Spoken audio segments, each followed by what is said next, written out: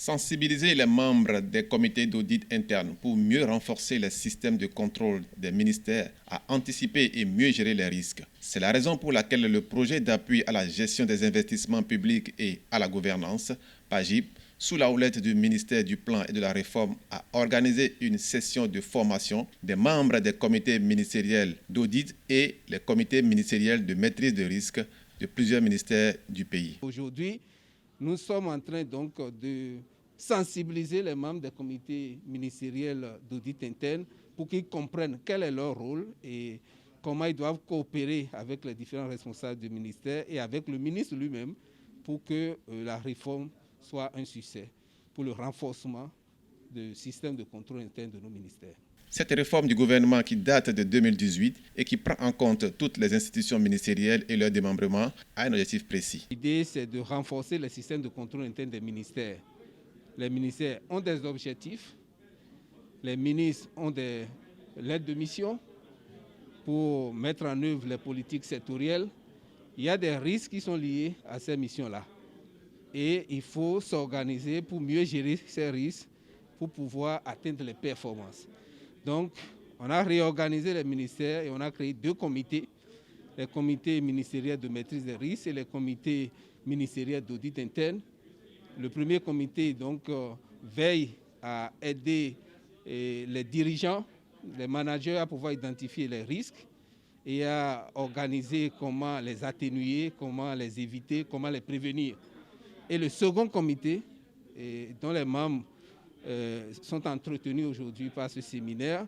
Le second comité donc a vocation à superviser le travail du premier comité.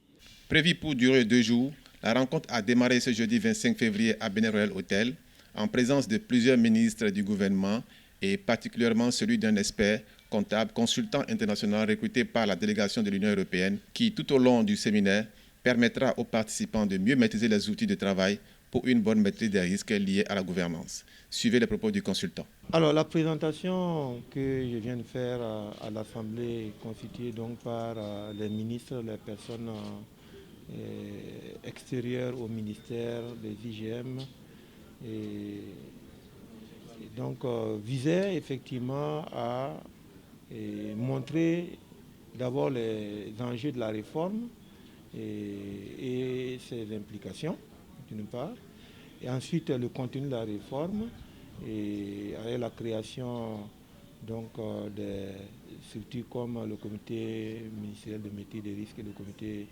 d'audit interne, et puis ensuite les modalités pratiques d'opérationnalisation donc du comité d'audit interne, notamment le pouvoir de ce comité, le rôle et attendu ou les attentes au niveau des membres, et puis surtout comment faire pour démarrer les activités dès maintenant. Ce comité-là est animé par le secrétaire général du ministère et comprend tous les directeurs et donc des structures techniques, des structures centrales et puis des institutions rattachées. Donc c'est un comité majeur qui va permettre donc de maîtriser les activités qui conduisent à la réalisation des politiques publiques.